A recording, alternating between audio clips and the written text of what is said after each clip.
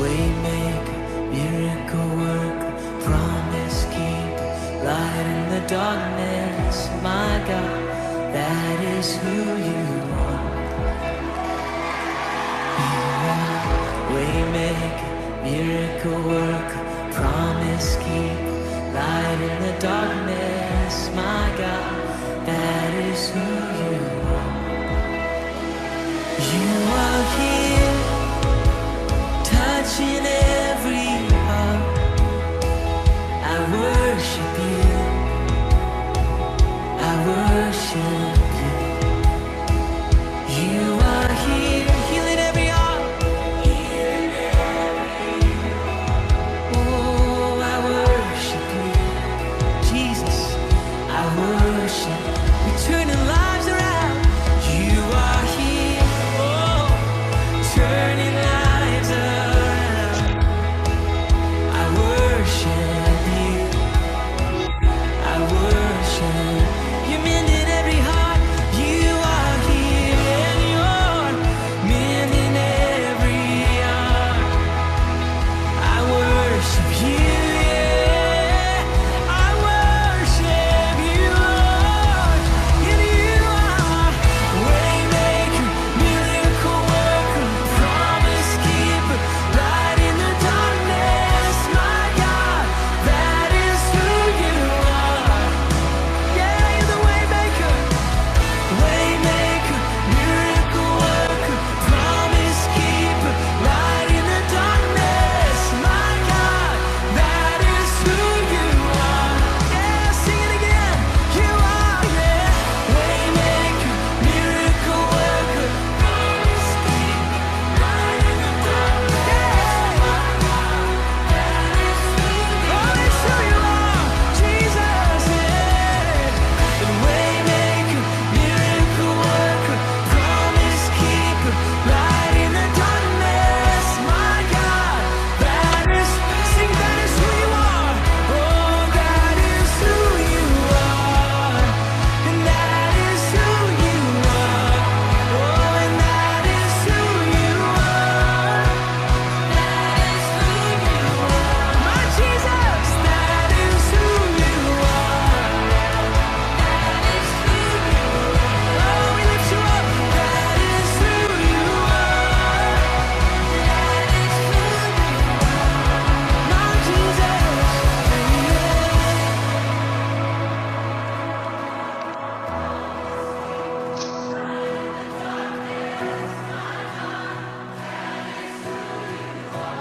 Yes, it is, yeah. It's who you are, waymaker.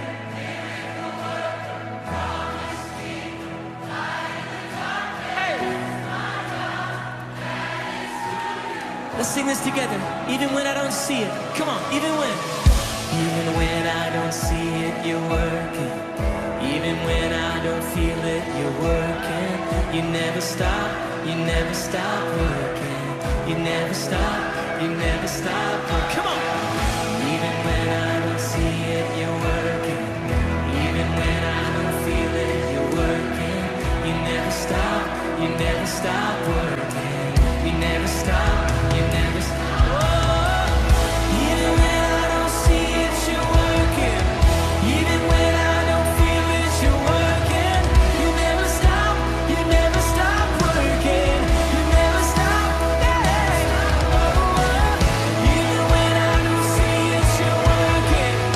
Even when I don't feel it, yeah. You never stop, you never stop.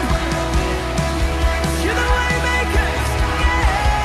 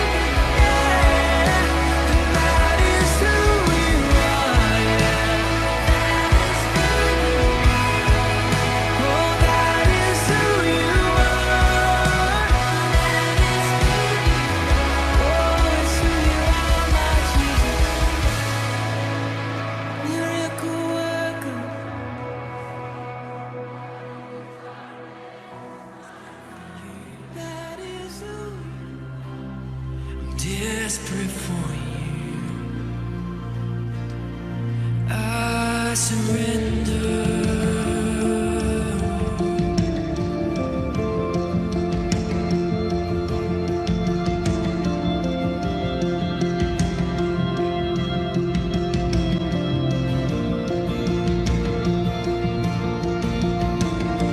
Drench my soul as mercy and grace unfold. I hunger and thirst.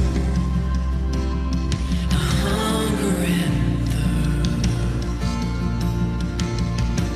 With arms stretched wide, I know you hear my cry. Speak to me now.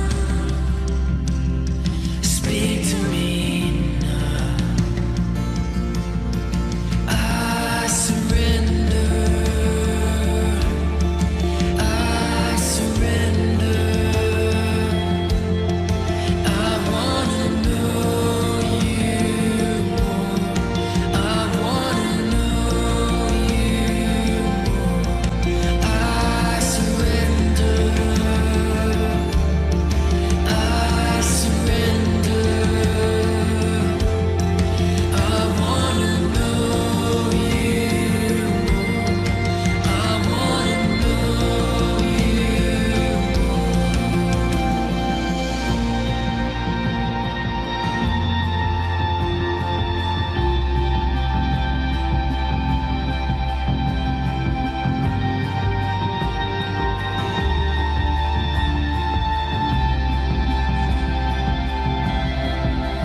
like a rushing wind. Jesus, breathe within. Lord, have your way. Lord, have your way in me. Like a mighty storm, stir within my soul. Lord, have your way. Lord, have your way in me. Like a rushing wind, Jesus, breathe within. Lord, have your way. Lord, have your way in me. Like a mighty storm, stir within my soul. Lord, have your way. Lord, have your way in me.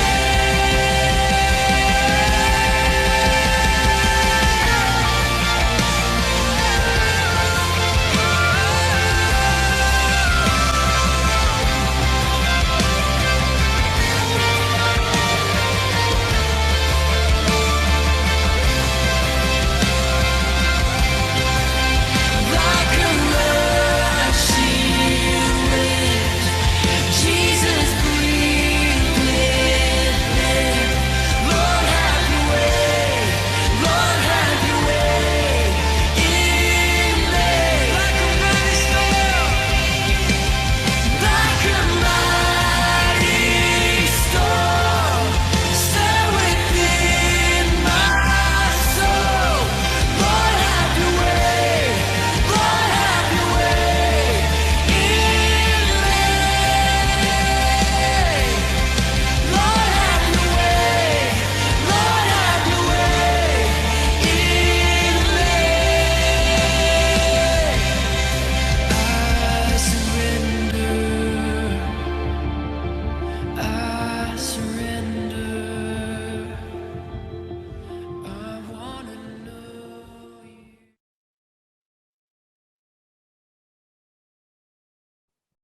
Oke, shalom semuanya. Pada malam hari ini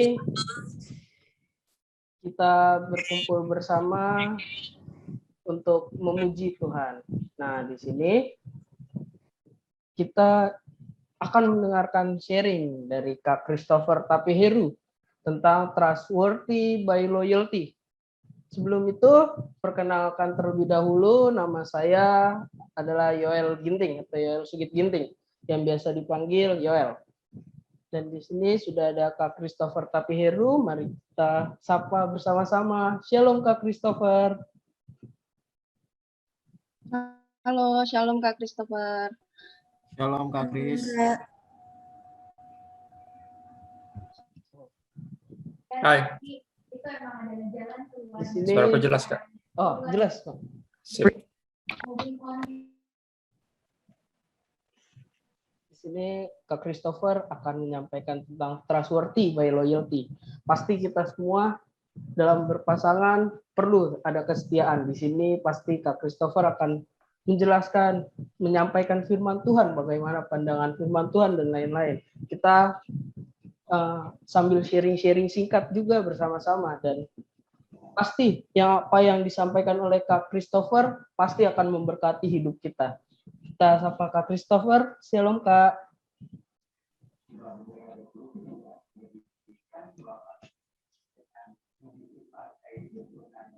Baik, Gimana Kak? Apa kabar Kak? baik, puji Tuhan. Semua dalam keadaan sehat kan Kak? Puji Tuhan, iya. Teman di rumah sebelah ada yang lagi isoman. Stay safe Kak. Ada yang lagi kena COVID di keluarga, 2 orang.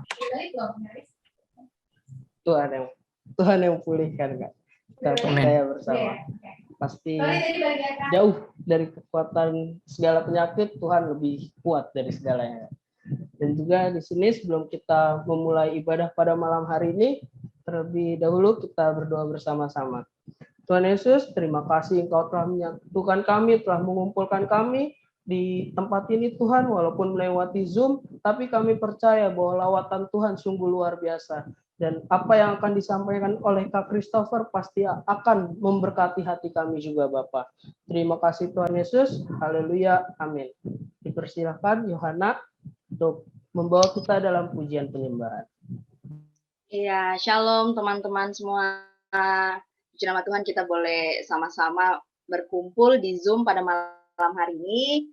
Kami mengikuti konsel. Sebelum kita mendengarkan firman Tuhan, saya mengajak teman-teman untuk kita naikkan satu pujian dan dua penyembahan nanti. Ada sukacita di dalam kehidupan kita, amin.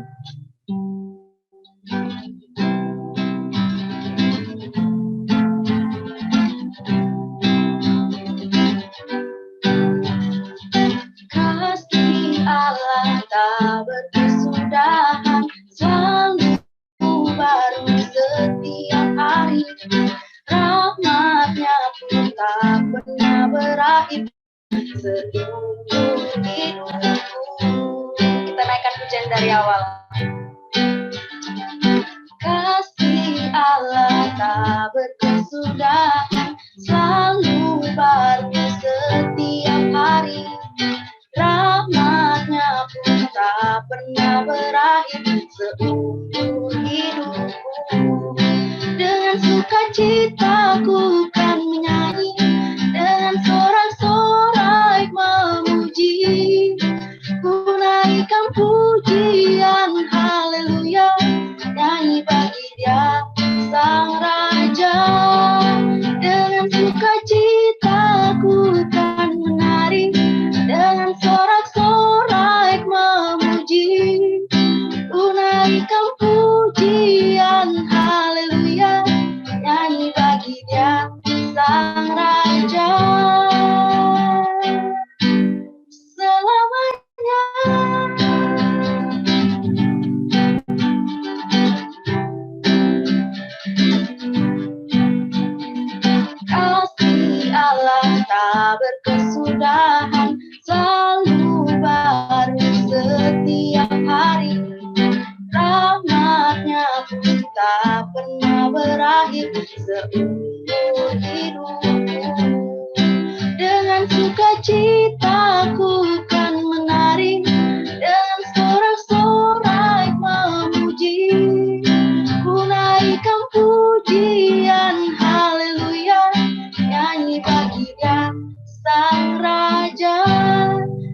nyanyi bagi Dia Sang Raja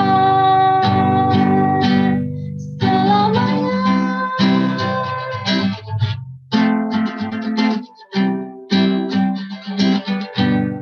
Selamanya. Tuhan, saatnya kita naikkan sebuah penyembahan untuk masuk dalam firman Tuhan yang akan disampaikan oleh Kak Christopher. Mari kita siapkan hati kita teguhkan hati kita, supaya firman yang boleh disampaikan hari ini, sharing yang boleh disampaikan hari ini, boleh menjadi berkat, menjadi rema dalam kehidupan kita. Kita boleh bertumbuh di dalam Tuhan dan bahkan menghasilkan buah yang baik.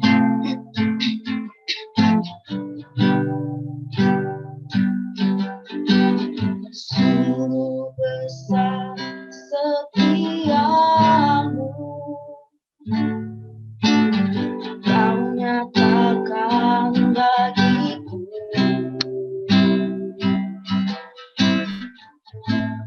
Kau Bapa yang selalu mengerti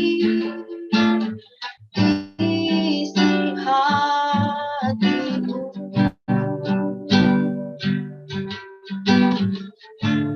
Kemuliaan-Mu Kau janjikan,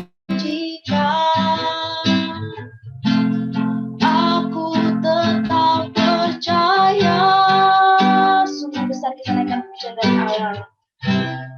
Sungguh besar setiamu, Kau nyatakan bagiku.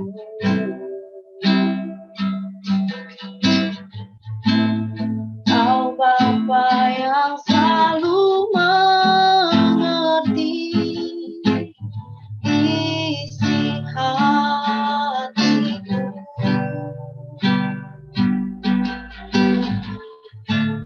Kemuliaan-Mu Kau janjikan,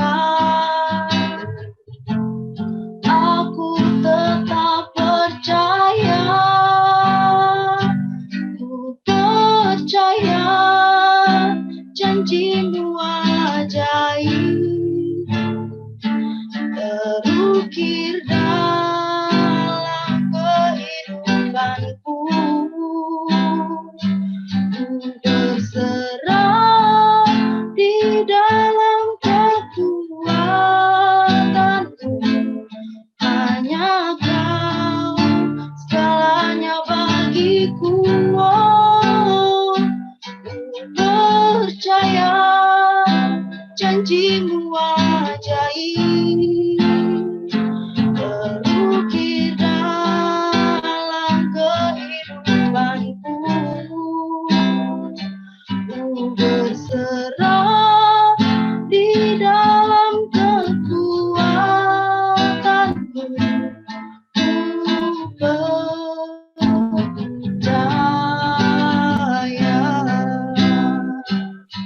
kami percaya janji-Mu Tuhan. Kami percaya kuasa-Mu. Haleluya, haleluya. Tuhan, ini kami anak-anak-Mu pada malam hari ini datang ke hadapan-Mu Tuhan, membawa setiap kehidupan kami, membawa setiap persoalan kami. Kami mau Bapa, hari ini kami boleh disegarkan oleh firman yang akan disampaikan oleh hamba-Mu. Beracara Engkau bagi kehidupan kami, beracara Engkau Tuhan pada konsel hari ini. Biar setiap anak-anak-Mu dimanapun mereka berada, mereka boleh merasakan kasih-Mu, mereka boleh merasakan kuasa-Mu nyata dalam kehidupan mereka Tuhan.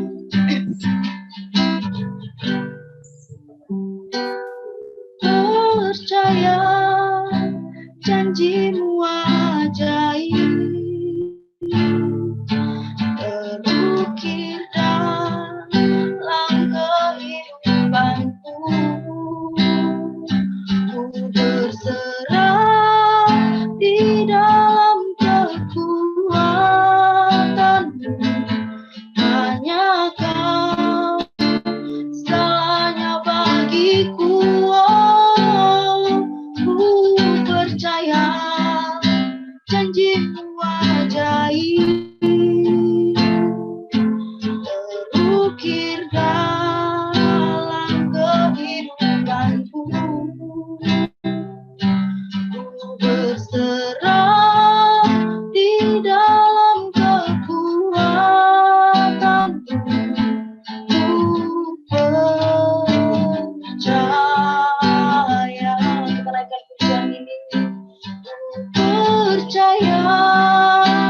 janjimu ajaib,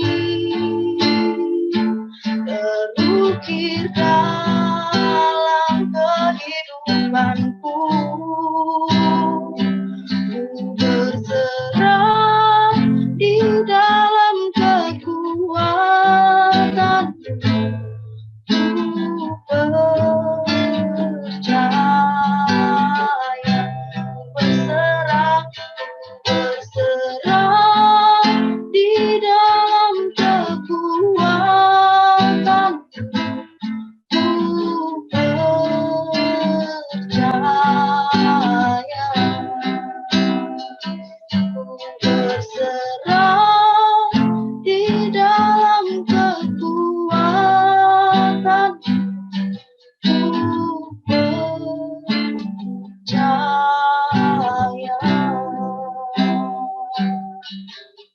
Terima kasih Tuhan, terima kasih Allah Roh Kudus, kami percaya padamu Tuhan.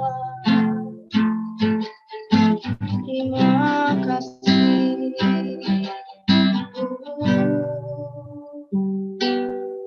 Saya serahkan kepada Kak Kristo untuk memimpin kita dalam doa.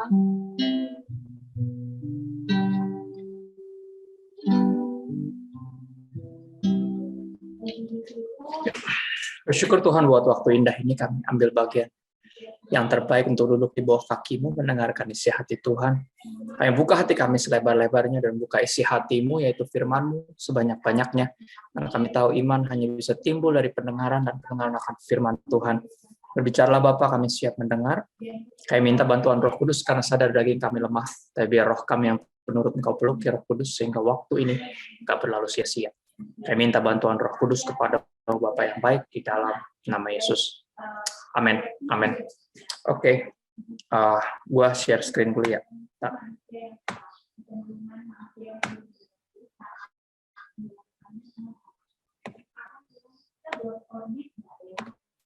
Oke. Aman ya? Kelihatan nggak? Let me know, kasih emoticon apa aja lah. Just keep your life.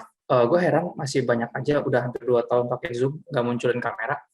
Kuotanya kecil atau emang lu nggak mau diuntungkan dari pertemuan ini? Karena di sini cara kita cari jodoh, melihat orang lain gitu kan. Ya kan? Lu munculin kamera, gue nggak bisa lihat muka lu. Bukan buat gue soalnya lu munculin, buat lu sebenarnya. Ya, jadi kalaupun lu nggak munculin kamera, it's okay. Gue juga cuma bisa lihat 4 orang di sini kalau di slide gue. Salah satunya gue. Ya. Dan sekali lagi itu lu mesti manfaatkan karena kita nggak bisa bersosialisasi dengan benar sekarang. Semua via online, sosial media. So hadirlah sehadir-hadirnya di dunia nyata yang sekarang lagi terbalik. Dunia maya sekarang jadi nyata, dunia nyata sekarang mati. Ya, toko-toko tutup, semua pindah ke online.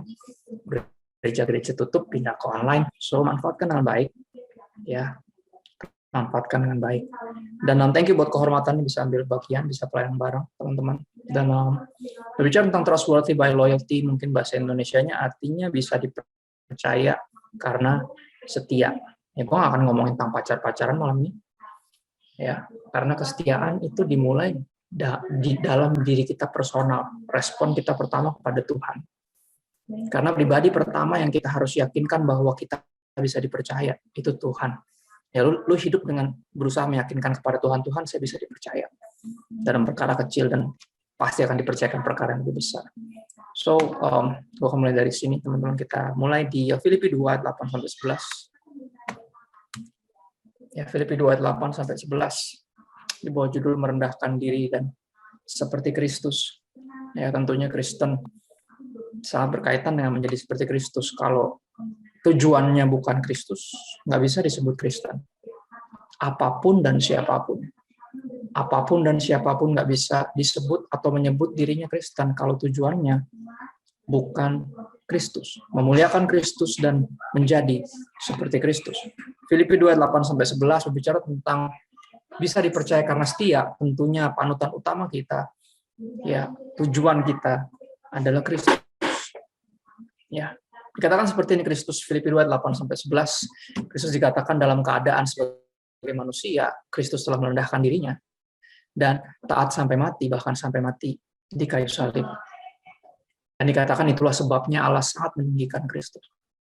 Ya, dan mengaruniakan kepadanya nama di atas segala nama, supaya dalam nama Yesus bertekuk lutut segala yang ada di langit dan yang ada di bumi dan yang ada di bawah bumi, dan segala lidah mengaku Yesus Kristus adalah Tuhan bagi kemuliaan Allah Bapa. Kenapa gue mulai di sini?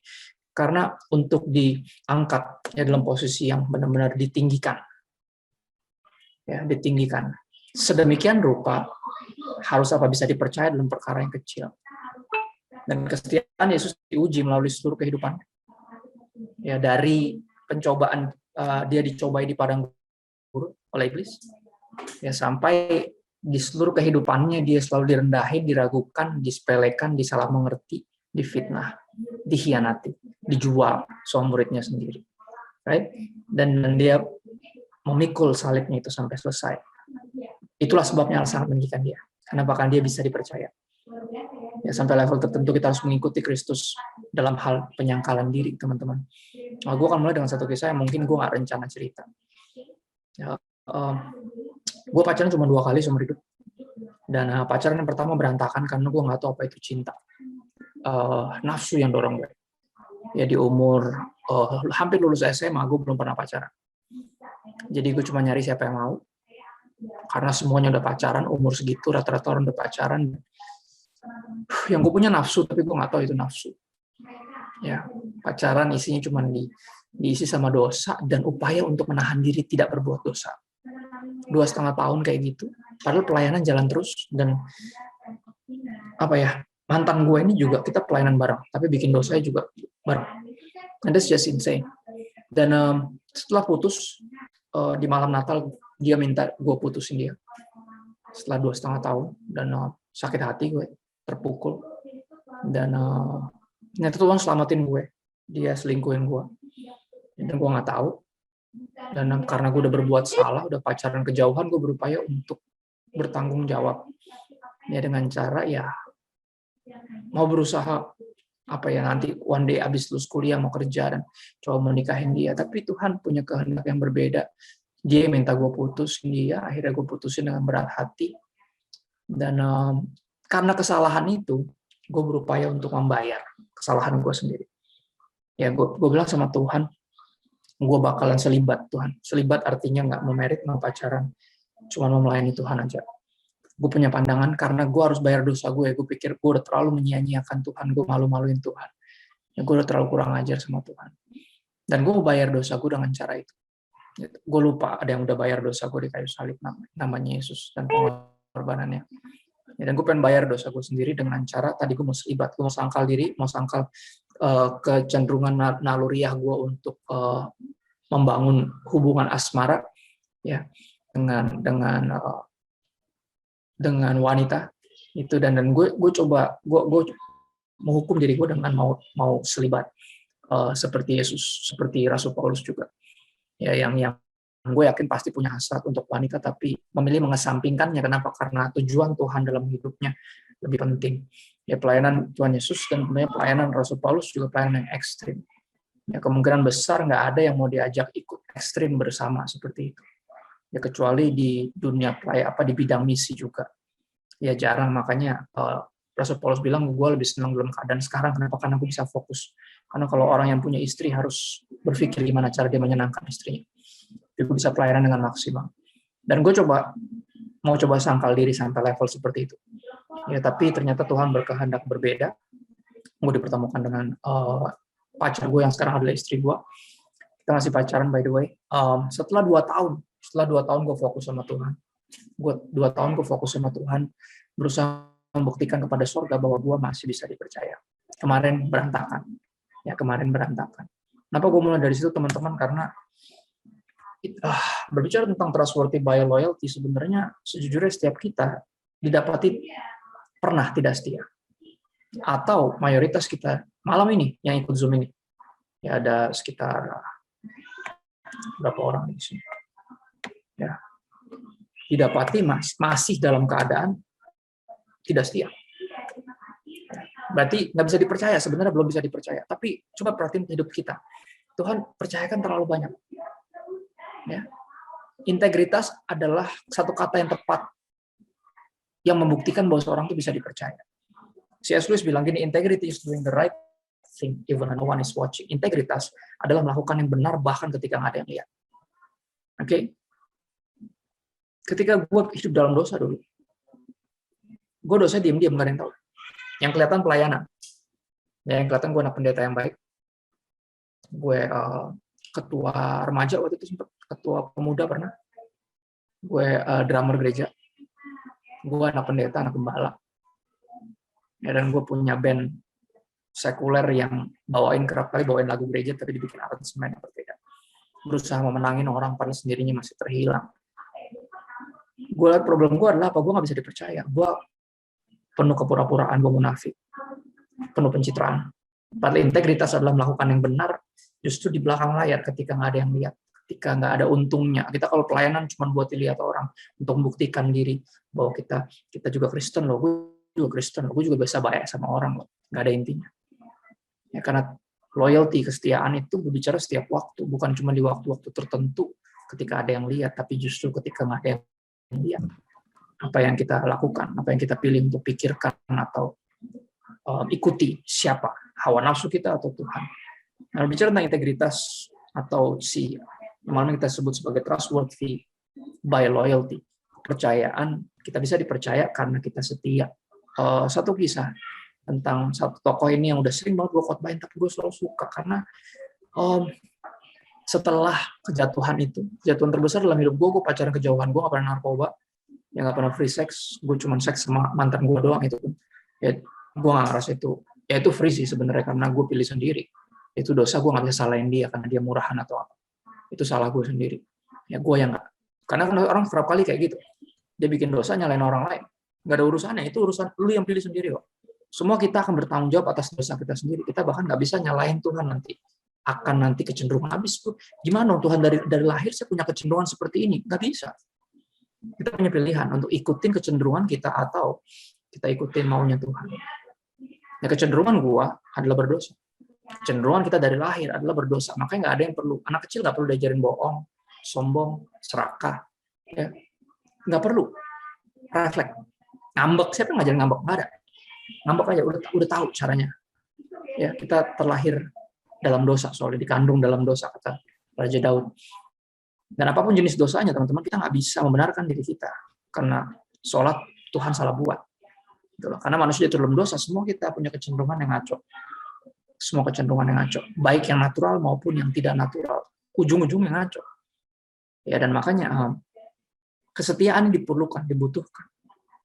Untuk membuktikan kepada surga bahwa kita bisa dipercaya, bahwa kita udah nggak lagi didorong oleh hawa nafsu kita, tapi didorong oleh ucapan syukur kita kepada Tuhan. Bicara tentang integritas, kisah seorang bernama Yusuf. Ya, di Perjanjian Lama, Yusuf ini, gue akan bawa kita kepada 4 titik dalam hidup Yusuf ya, yang menunjukkan bahwa orang ini setia, makanya dia dipercayakan hal yang besar. Pertama di rumahnya dia. Ya, di rumah dia ini anak dari istri kesayangan memang. Papahnya poligami, punya beberapa istri, dan dia anak dari istri yang paling disayang, karena poligami nggak pernah adil ya. Jadi ide itu harus dibuang jauh-jauh teman-teman. Nggak ada manusia yang bisa adil. Kita nggak bisa mendua hati, apalagi 4 hati ya. Mendua hati aja nggak bisa. Right? Pasti nggak adil. Dan akhirnya anak ini lahir dari istri kesayangan, terus dia lahir di masa tuanya dari ayahnya. Jadi anak ini termasuk kesayangan. Sampai dibikinin jubah. Yang lainnya nggak dibuatin. Gue pertama baca, wah ini pilih kasih nih. Udah poligaminya nggak rata. Ini kan terus pilih kasih pula. Dan ternyata enggak. Dia ini dikasih jubah karena posisi dia di rumah itu berbeda. Posisi di rumah dia itu bukan cuma anak kesayangan, tapi dia itu supervisor. Kenapa? Karena tugas dia unik. Tugas dia ini nggak kayak yang lain. Kakak-kakaknya, dia ini anak sebelum paling kecil, ada lagi adiknya yang paling kecil. Ya, dia sebelum paling kecil. Dan dia bukan paling tua. Kakak-kakaknya lumayan banyak. Tapi posisi dia di keluarga adalah bukan sebagai gembala domba, gembala kambing domba kayak yang lainnya. Dia ini kayak supervisornya. Ya, inilah riwayat keturunan Yakub. Yusuf tatkala berumur 17 tahun. Di umur 17, jadi masih muda, Alkitab sampai kasih keterangan itu, dia udah biasa menggembalakan kambing domba. Berarti kalau di umur 17 dia udah biasa, dia nggak akan mulai di umur 16 atau 15. Pasti mulai dari umur 9 atau 10.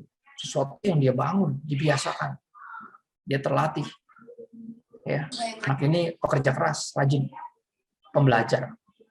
Di umur 17, di umur segitu udah biasa. Ya, bersama-sama dengan saudara-saudaranya. Dan Yusuf bukan hanya bekerja keras, rajin, tapi dia menyampaikan kepada ayahnya kabar tentang kejahatan saudara-saudaranya. Dia ada punya tugas khusus, yaitu untuk juga supervise, mengawasi. Gimana? Karyawannya semuanya kerja. Kakak lu pada kerja semua, sama adik lu Benyamin kerja. Terus kerjanya beres. Dan dia punya tugas untuk kasih laporan. Makanya dia dikasih jubah itu, teman-teman mesti ngerti, karena dia supervisor. Kalau pernah datang ke Gramet atau makan di satu tempat, lu akan bisa bedain mana karyawan dan mana yang supervisor. Seragamnya lain. Ya, lu akan bisa bedain mana nanti. Biasanya kalau ada apa-apa yang turun tangan supervisor. Ya, manajernya biasa. Mana manajer, saya mau ketemu. Pasti dia turun tangan. Dan orang ini di umur 17 dipercaya sama ayahnya. Kenapa? Karena dia apa? Bisa dipercaya. Trustworthy. Kenapa? Karena dia menyampaikan kabar tentang kejahatan atau saudara-saudaranya, artinya dia jujur, orang jujur. Terlalu jujur sampai akhirnya apa aja diceritain. Masalah dia timbul karena dia dapat mimpi satu hari. Dan dia ceritain ke kakak-kakaknya dan adiknya yang udah sebenarnya cukup jengkel karena kerap kali diaduin sama dia. Ya.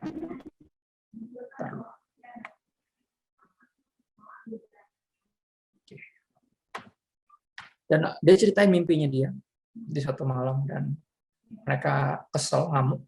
Dia bilang, lo emang pengen berkuasa pas kita sampai ke bawah mimpi. Ya. Sampai digituin digambarin, padahal dia cuma cerita karena dia terlalu jujur orangnya. Dan satu malam lebih parah lagi, ada teman mungkin lagi makan malam, itu juga nggak ngerti.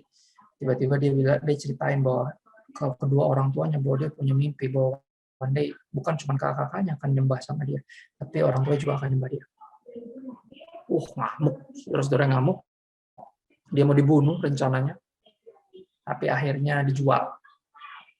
Ya karena kalau dibunuh nggak dapat apa-apa, cuma dosanya doang, bener nggak? Kalau dijual, at least dapat duit, ya kan? Mereka mikirnya seperti itu. Ya. Dan akhirnya dia dijual, teman-teman, pindah dari rumah anak kesayangan jadi budak ke negeri orang. Gila, karena kejujurannya. Karena dia bisa dipercaya. Ya, dia dibuang.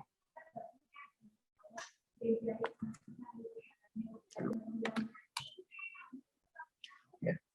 Dan ini yang terjadi, dia dibeli sama satu pejabat teras, ya pejabat kelas atasnya Mesir namanya Potifar. Jadi budak.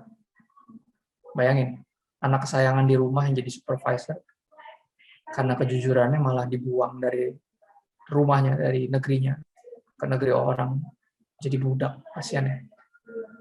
Kalau dia jujur loh, bukan karena kejahatan, dia dibuang. Karena kejujurannya, karena dia bisa dipercaya. Dia trustworthy. Ya. Dan yang terjadi di rumah orang ketika dia jadi budak, kurang lebih dia dapat perlakuan yang hampir sama kayak di rumah. Dia dijadikan favorit sama majikannya. Ya. Kejadian 39 ayat 6-9, segala miliknya diserahkannya pada kekuasaan Yusuf. Bosnya kasih kepercayaan besar. Dan dengan bantuan Yusuf, Potifar tidak usah lagi mengatur apa-apapun selain dari makanannya sendiri. Adapun Yusuf itu manis sikapnya dan elok parasnya. Problem dia cuma satu, yaitu terlalu imut dan ganteng. Ya, imut artinya dia pembawaannya manis, orangnya sopan, hormat, tahu diri, ya nggak tengil, tapi ganteng. Selang beberapa waktu istri tuannya memandang Yusuf dengan birahi, lihat, istri bosnya sampai naksir sama dia. Bukan cuma itu doang, dia ngajakin yang enggak, marilah tidur dengan aku, katanya dia ajakin boci yang sama Cici, ya. Jadi ya, lu bayangin dia dapat kesempatan emas nih teman-teman untuk jadi karyawan terbaik setiap bulan tanpa bekerja. Cuman jadi pemuas nafsu dari istri majikannya. Enak loh, kenapa? Secara duniawi itu enak, dia nggak perlu kerja dan istri bosnya nggak mungkin ngadu juga, benar nggak? Karena dia bisa kehilangan semuanya kalau dia ngadu. Dan ini posisi yang aman sebenarnya, tapi dalam dosa. Ya banyak orang, nggak sedikit orang dunia yang berharap dapat kesempatan emas kayak gini. Makanya banyak koruptor di Indonesia. Karena banyak yang nggak bisa dipercaya. Benar nggak? Ya kan? Terlalu banyak manusia yang nggak bisa dipercaya. Ya, istri bosnya gini, pejabat pasti rata-rata punya istri muda ya. Gue nggak tahu kalau yang anak Tuhan mudah-mudahan nggak punya, harusnya nggak punya. Makanya istri bosnya naksir sama dia, ini kemungkinan besar karena mereka seumuran. Ya. Terus ganteng lagi orang. Terus apa? Kerjaannya keren. Ya. Kayak suaminya tapi versi lebih muda dan lebih ganteng gitu. Ya. Dan jawaban dia apa? Tapi Yusuf menolak dan berkata kepada istri tuannya itu, dengan bantuanku. Tuanku itu tidak lagi mengatur apa yang ada di rumah ini, dan ia telah menyerahkan segala miliknya pada kekuasaanku. Bahkan di rumah ini ia tidak lebih besar kuasa daripadaku. Dan tiada yang tidak diserahkannya kepadaku selain daripada engkau, sebab engkau istrinya. Bagaimanakah mungkin aku melakukan kejahatan yang besar ini? Bagaimana mungkin saya mengkhianati kepercayaan dari suamimu? Ya, yang adalah majikan saya. Dia mempercayakan saya terlalu banyak.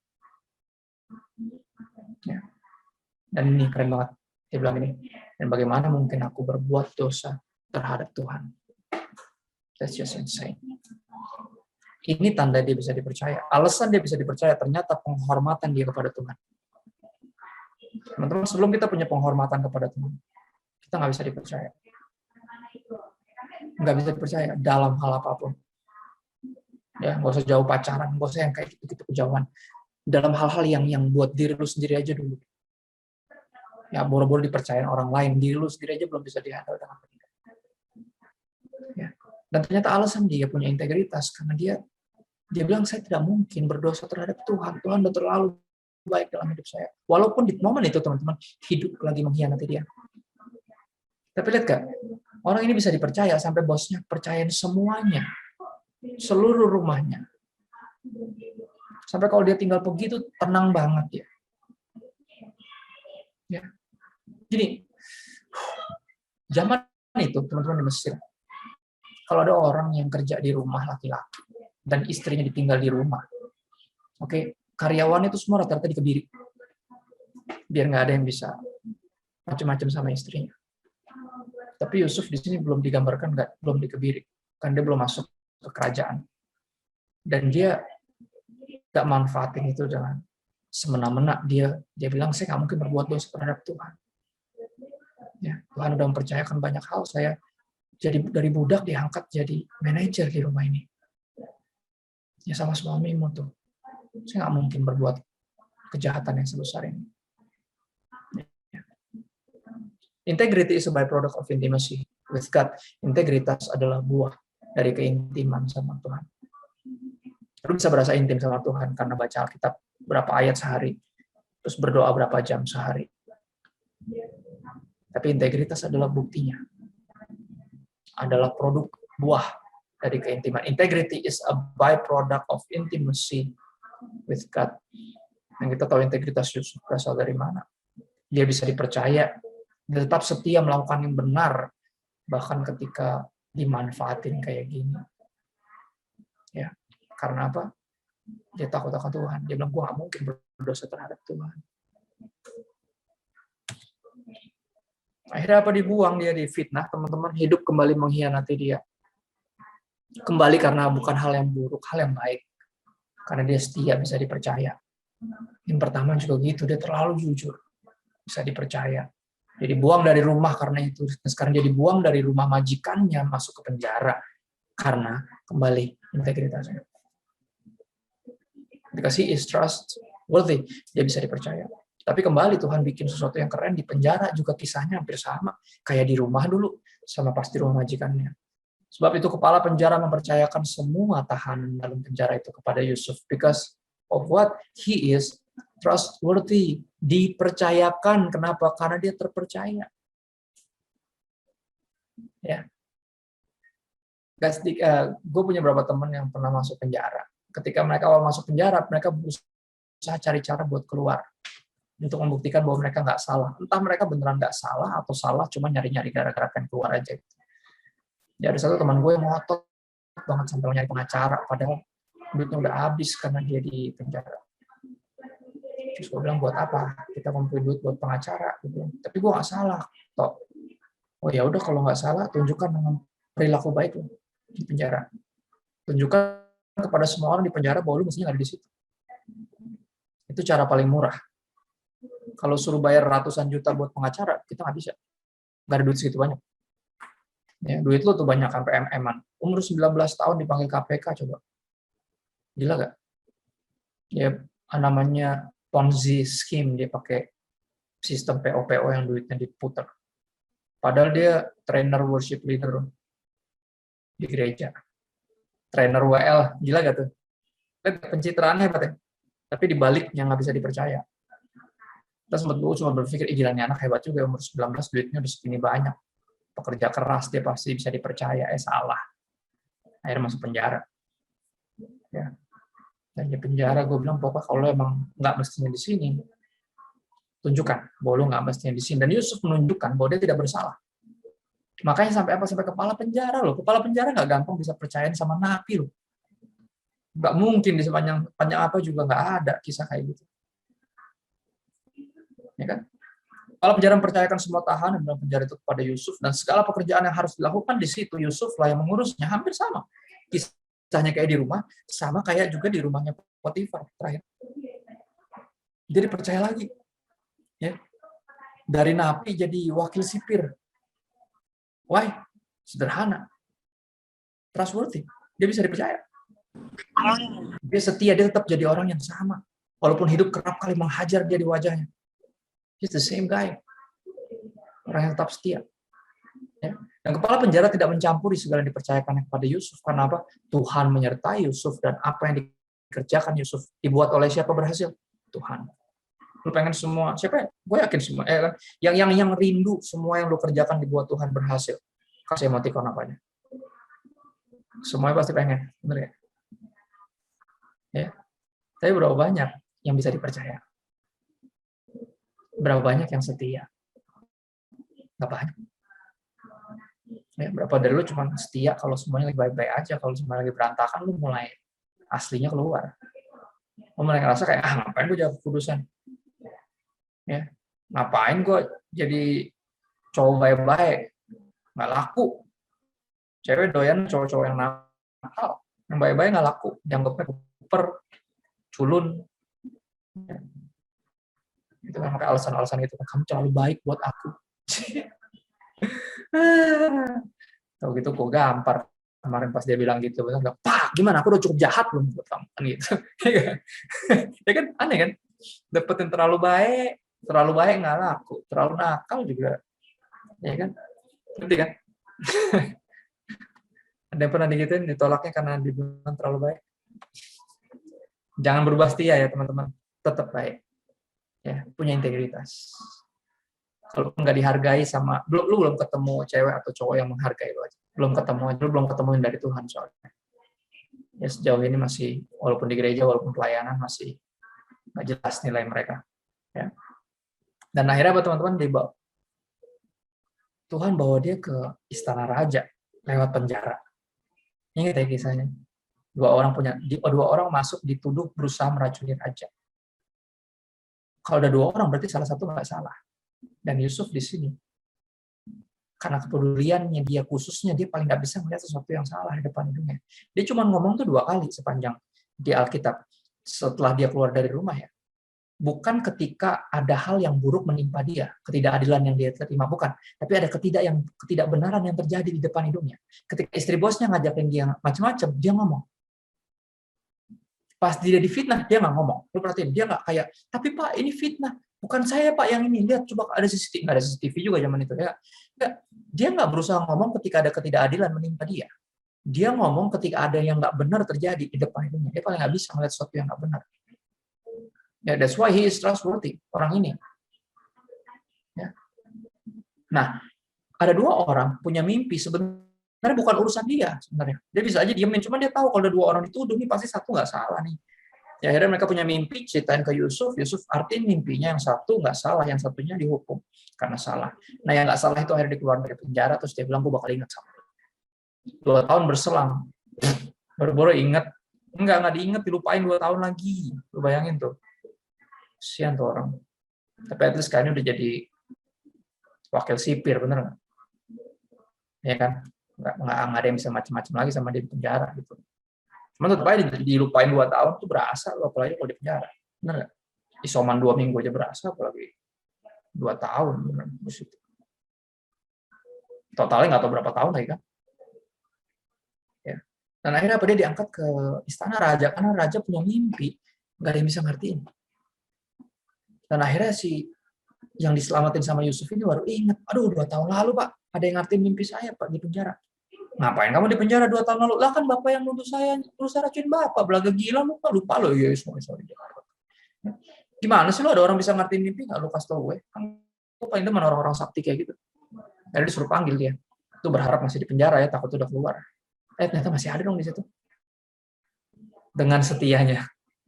Luar biasa. Ya. Akhirnya apa, dia ditarik ke istana raja, dipakein jubah, kalau mau ketemu raja kan nggak bisa sembarang, mesti dimandiin dan segala macam.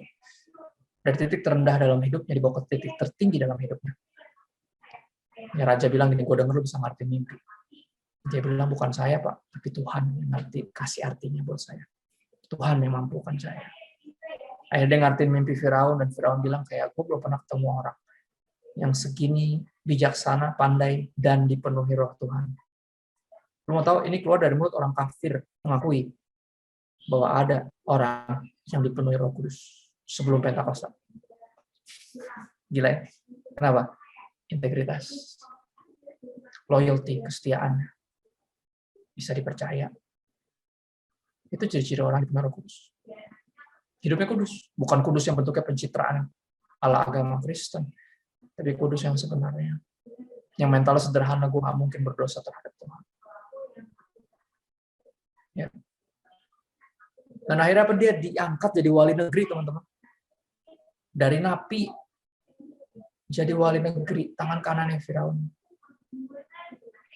Dan akhirnya benar mimpinya dia jadi kenyataan. Itu dia ternyata cara Tuhan menjadikan mimpinya kenyataan. Akhirnya benar saudara-saudara datang menyembah dia di hadapan kakinya, minta bantuan pangan karena kelaparan, lagi kesusahan.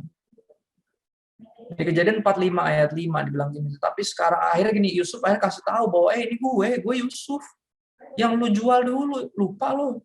Oh, pada panik, bukan pada senang, pada panik, saling salah-salahan. Tuh kan gue udah bilang dibunuh aja, lu sih kayak gini, ribet, mati kita semua nih kalau kayak gini. Salah-salahan tuh semua. Dan Yusuf bilang apa? Tapi sekarang janganlah bersusah hati dan janganlah menyesali diri karena kamu menjual aku ke sini. Sebab untuk memelihara kehidupanlah, siapa? Allah menyuruh aku mendahului kamu. Dia bilang Tuhan yang bawa dia ke situ. Dengan caranya Tuhan, lewat berbagai tamparan di wajah oleh kenyataan hidup. Ya kan? Berapa banyak dari kita yang mulai ngerasain cuma kenyataan hidup yang pahit baru 1, 2, terus bilang Tuhan jahat. Yusuf ngerasain berapa kali. Dan dia tetap percaya kalau mimpiin dari Tuhan, dia pasti jadi kenyataan dengan caranya Tuhan. Gue nggak perlu ambil jalan-jalan pintas. Ya. Untuk memelihara kehidupan, Allah menyuruh aku mendahului kamu. Dia pakai kejahatan lo buat kebaikan kita bersama. Di ayat berikutnya, di ayat 8. Jadi bukanlah kamu menyuruh aku ke sini, tapi Allah. Tuhan yang bawa gue naik sampai sini. Tuhan yang mempercayakan kepercayaan yang lebih besar lagi. Dari di rumah jadi supervisor, di rumah orang jadi manajer, naik level, naik lagi. Nggak turun, maksudnya secara itu turun sebenarnya. Tapi dia pas selalu jadi orang nomor 2, dimanapun dia ditempatkan. Kenapa? Karena bisa dipercaya, dia setia. Dia orang yang hidup kudus. Kita nggak pernah tahu jam doanya dia. Dia nggak kayak Daniel, bener nggak? Daniel 3 kali sehari berdoa. Kita nggak tahu Yusuf kapan doanya, nggak ada tulisannya di Alkitab. Cuman kita tahu apa, orangnya berintegritas, kerjaannya beres. Kerjaannya luar biasa, orangnya jujur, kerja keras, rajin, nggak neko-neko. Ya, dia menghormati Tuhan.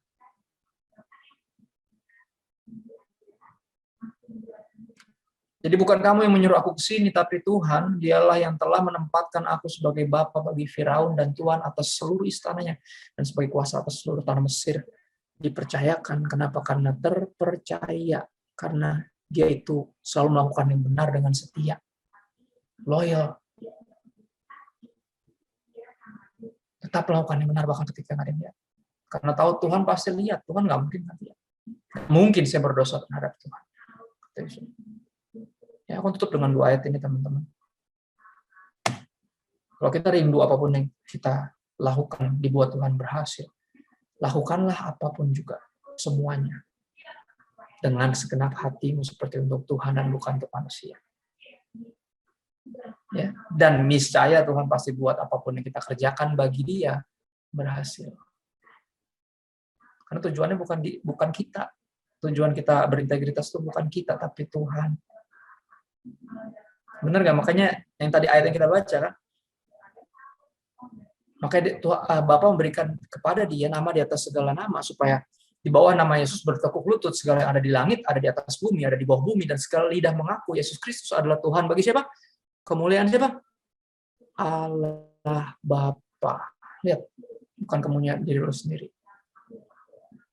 Bukan lo didapati sebagai orang yang saleh, dipuji-puji orang yang baik. Bukan. Tapi buat memuliakan Bapa lo yang di sorga. Ayat terakhir. Barang siapa setia dalam perkara-perkara kecil, ia juga setia juga dalam perkara-perkara besar. Barang siapa tidak benar dalam perkara-perkara kecil, ia tidak benar juga dalam perkara-perkara besar. Selalu dimulai dari perkara yang kecil. Kesetiaan dalam perkara kecil akan membawa kita kepada percayaan yang lebih besar dalam hal-hal yang besar. Itu prinsip kerajaan surga. Dan malam ini kita ngobrol about anything in life, karena ini gue kasih dasarnya, dan kita bisa ngobrolin apa aja, pacaran kayak, ya kan, kerjaan kayak, pelayanan kayak, tapi semuanya ini gue bagi nilai utamanya dulu.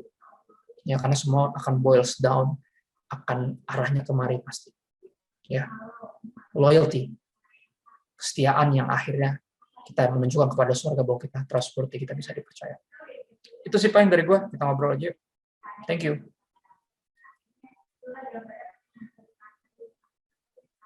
Oke. Ntar gue stop share terus sama aku di mana caranya. Oke. Sip. Yuk. Sama-sama tadi kita telah mendengarkan sebagian dari firman Tuhan yang telah disampaikan oleh Kak Christopher. Mungkin kita bisa memberi reaction atau kita bisa bersama-sama bilang terima kasih kepada Kak Christopher yang sudah menyampaikan sharing pada malam hari ini. Oke, dan di sini juga kami dapat menyimpulkan bahwa kita bisa bersama-sama menyimpulkan bahwa kalau tujuan kita bukan Kristus, kita bukan Kristen. Tetapi kalau tujuan kita Kristus, maka kita adalah orang-orang Kristen. Karena orang Kristen memerlukan integritas dalam hal apapun. Dalam hal kecil pun kita harus setia di dalam perkara-perkara yang kecil untuk mendapatkan perkara yang besar. Kalau nggak ada perkara kecil, pasti kita tidak dapat dibentuk untuk melakukan perkara-perkara besar. Dan juga di sini bahwa integritas adalah melakukan yang benar sekalipun orang lain tidak lihat. Integritas itu merupakan buah keintiman kita dengan Tuhan. Jadi ya, kesetiaan itu diperlukan untuk membuktikan kepada sorga kita tidak bisa untuk mendua hati kepada Tuhan ataupun siapapun. Dan juga di sini mungkin ada teman-teman yang ingin bertanya kepada Kak Christopher. Bisa chat di kolom chat.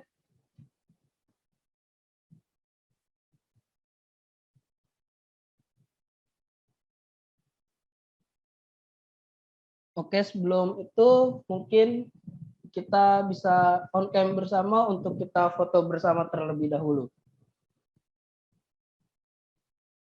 Dipersilakan Bang Alvin. Oke, shalom semua. Thank you Christopher memberkati kita malam hari ini.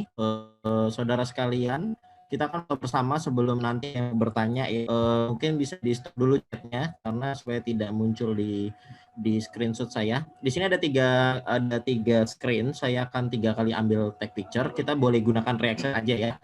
Satu kali saja seperti itu ya. Oke, sebentar. Oke, saya hitung ketiga di layar pertama dulu. Semuanya boleh gunakan reaction. Saya hitung 3, 2, 1. Oke, sebentar. Saya pastikan dulu. Masuk. Oke, baik, yang layar kedua. Oke, di layar kedua Gunakan reaction juga. 3, 2, 1. Tahan. Oke, sebentar. Tinggal 1 kali lagi. Saya harus cek sebentar. Oke. Yang ketiga. Baik. Yang oke ini nggak dibuka ya, tapi nggak apa-apa ya. Tidak on cam tapi nggak apa-apa, gunakan reaction saja. 3, 2, 1. Oke, saya kembalikan ke host untuk tanya jawab. Oke.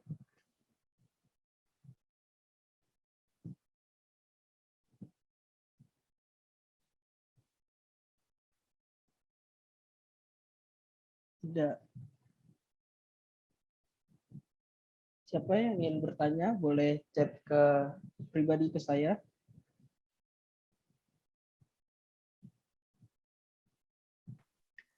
Putra Muara Siregar tuh di kolom chat tuh. Saya Kak boleh silakan. Mau unmute boleh atau lo mau Mau chatting? unmute atau mau chat silahkan Kak.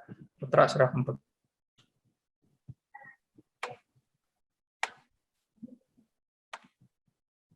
Kak Putra. Jadi apa nggak jadi? Kak Putra Muara Siregar. Ya, terima kasih Kak. Ya, jadi mau bertanya untuk Kak Christopher nih. Mendengar tadi bahwasannya dalam Alkitab itu Yusuf tidak angkat bicara ketika mendapat ketidakadilan. Tapi di sini saya mau tanya, jadi kalau untuk kita yang saat ini, terutama anak-anak Tuhan, ketika kita mendapat ketidakadilan, apakah kita lebih memilih caranya Yusuf gitu, lebih diam saat kita mendapat ketidakadilan, Kak? Atau kita tetap mencoba untuk membenarkan sekali ketika itu memang benar-benar benar gitu, Kak? Oh, saya belajar bukan cuma dari Yusuf, dari Yesus juga sama. Ingat gak? Yesus kan sampai Pilatus bilang gini, kamu ngomong sesuatu dong, saya bisa belain kamu. Tapi dia bilang enggak, kamu nggak punya kuasa kalau nggak dikasih dari atas. Yesus ngomong gitu sama Pilatus. Ini aku banyak belajar untuk beri ruang. Almarhum bokap gue ngajarin, menjadi hamba Tuhan tuh nggak boleh banyak membela diri. Kasih ruang untuk Tuhan membela kita. Ya kan, makanya kita nggak pernah bikin front pembela Kristus dari dulu. Padahal bisa. Ya, jadi kerap kali ketika gereja mengalami ketidakadilan, kalau emang kita nggak gerak di hukum ya, kecuali emang kita bidangnya hukum, kita harus mengupayakan itu. Tapi kalau bukan, kita kasih ruang untuk Tuhan bela kita. Entah teman-teman kita yang bergerak di hukum, dibanding kita berupaya untuk membela diri kita sendiri, kita nggak kasih ruang untuk Tuhan membela kita. Kalau gue belajar, I learned it the hard way untuk biarin Tuhan yang bela gue, instead of gue bela diri gue sendiri. Itu sih paling penting kalau dari gue.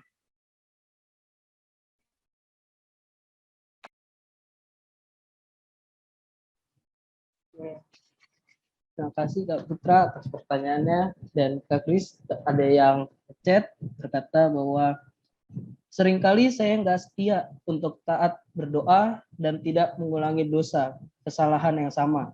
Bagaimana solusi utamanya untuk melakukan itu, menyelesaikan itu? Ya belajar setia lah. Solusi utamanya gimana? Maksudnya, ya kan dosa kan jelas ngaco. Masa yang ngaco dibiarin? Gini, pertanyaan kerap kali muncul kurang lebih kayak gini nadanya, sama persis. Kak, gue pelayanan, tapi gue masih hidup dalam dosa, Kak. Apa gue berhenti pelayanan dulu ya? Gue bilang gini, kenapa nggak dosanya lu berhentiin, pelayanan lu lanjutin? Kenapa yang bagus diberhentiin, yang jelek lu lanjutin? Ngerti nggak maksudnya? Ya kan, Kak, gue pelayanan tapi masih hidup dalam dosa nih, Kak. Loh, ya masa pelayanan yang diberhentiin, bener nggak? Bener kan? Gue mesti ngapain? Kan lu udah tahu mesti ngapain, ya kan? Cuman lu belum punya belum punya niatan seutuhnya untuk benar-benar seperti itu. Ya karena tadi masih somehow masih mendua hati. Tapi kan nggak bisa, kita harus pilih satu kan. Manusia nggak bisa mengabdi kepada dua Tuhan. Seorang pun tidak bisa mengabdi kepada dua Tuhan, akan utamakan yang lain dan cuekin yang satunya. Ya, kita nggak bisa mengabdi kepada Tuhan dan kepada hawa nafsu kita sendiri. Kita harus pilih satu. Ya, jadi solusinya udah tahu sih harusnya. Berhenti berbuat dosa dan belajar untuk setia. Apalagi kalau lu udah diampuni. Misal contoh gini, lu pernah nggak setia sama pasangan lu? Ya, lu sempat nggak setia, lu selingkuh dan ternyata ke-gap, terus lu minta ampun, mati-matian lu nangis, minta maaf, gue gak bakal bikin gini lagi, gue yang nyesel dan segala macam. Akhirnya entah gimana pacar lu maafin lo. terus lu bakal selingkuh lagi atau belajar setia? Respon yang waras. Kira-kira. Nangkep ya? Sama kalau kita menyadari bahwa kita tuh harusnya binasa dalam dosa-dosa kita, tapi Tuhan ternyata malah mati buat kita. Di kayu salib. Respon waras kita adalah kita berhenti berbuat dosa dan belajar setia. Ada ayat yang bilang Tuhan tetap setia bahkan ketika kita tidak setia. Ayat itu harusnya membuat kita belajar untuk setia, bukan kayak asik. Walaupun gue nggak setia, dia tetap setia loh, asik ya udah deh, gue nggak setia lah, enggak lah. Itu respon yang sangat gesrek. Respon yang normal adalah karena dia tetap setia, bahkan ketika gue lagi gagal, dia masih nggak pernah tinggalin gue. Itu yang motivasi kita untuk belajar setia. Itu sih paling dari gue. Oke, Kak. Ada yang bertanya bahwa gimana untuk orang yang belum yakin dia setia pada seseorang dan memilih tidak percaya pada orang tersebut. Apakah itu benar, Kak? Maksudnya gimana? Jadi dia dalam hubungan, terus dia nggak yakin orang ini setia sama dia. Iya. Atau dia nggak yakin dia setia sama orang itu. Gimana caranya dia nggak yakin? Itu kan perasaan lu sendiri, masa lu nggak tahu perasaan lu. Kayaknya kisahnya, gua agak bingung skenario-nya. Oke? Jadi dia pacaran sama orang mungkin, tapi dia nggak yakin orang ini setia sama dia. Itu bukan sih? Pertanyaannya gue Iya. salah gimana jawabnya? Iya, Kak. Itu ya. Terus dia mesti ngapain? Dia pertanyaannya apa? Dia yang nggak yakin sama pasangannya itu, kan? Dia nggak yakin pasangannya setia sama dia. Jadi dia kayak nggak percaya gitu. Kenapa? Karena pasangannya nggak pernah membuktikan kesetiaan, atau karena dia parno. Ini buat gue salah satu aspek dalam asmara itu, Karena dalam parno, Kak, kasih. katanya. Ya berarti lu nggak sayang sama dia. Karena gini, salah satu aspek dari cinta itu trust, kepercayaan. Ya makanya jangan pacaran sama orang yang lu nggak bisa percaya. Ngapain? Nyiksa diri. Ya dia udah melakukan yang baik, dia udah setia, tapi lu punya asumsi yang buruk terus tentang dia. Yang salah siapa? Bukan dia. Yang salah lu lah. Kasihan dong orang. Ya udah setia, udah jujur, udah selalu melakukan yang terbaik, tapi selalu diasumsiin yang buruk. Lu selingkuh ya? Hah? Maksudnya? Ya lu selingkuh ya di belakang gua? Enggak, gimana gua tahu? Ya emang lu nggak tahu, tapi gua kasih tau yang benar. Kalau lu nggak bisa percaya, susah. Benar nggak?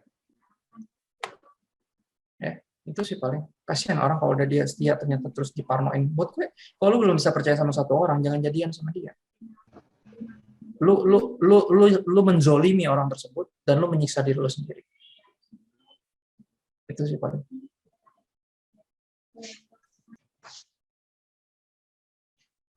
Oke, Kak. Ada yang ingin bertanya? Dipersilahkan open mic. Kak Neni.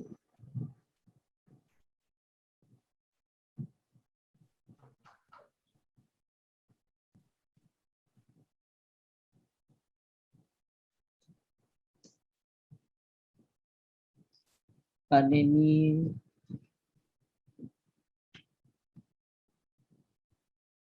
Silahkan, Kak, untuk bertanya. Silakan open mic-nya.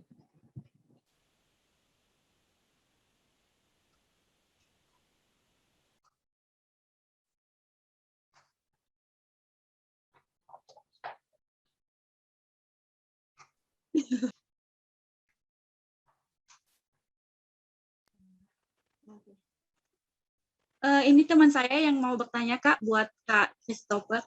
Silakan. Silakan temannya. Iya, Kak, saya mau bertanya tentang hubungan juga, Kak. Kan kalau kita pacaran nih, kebanyakan orang kalau pacaran misalnya, hati yang mendua itu pasti ada antara Tuhan dan pacarnya. Ini kan anak muda gitu, kita mau tanya gitu. Saya mau tanya, cara kita gimana sih, Kak, cara mengendalikan supaya hati kita itu nggak mendua sama Tuhan gitu. Walaupun kita punya pacar, tapi kita tahu waktu dan kita tahu menempatkan diri untuk mengutamakan Tuhan gitu. Karena Tuhan itu prioritas yang pertama. Karena kebanyakan orang kenapa jatuh itu, menurut saya, pikir saya itu karena menduakan Tuhan, lebih mengutamakan pacarnya. Jadi saya mau bertanya, bagaimana caranya kita supaya bisa mengendalikan diri supaya Tuhan itu tetap yang pertama gitu.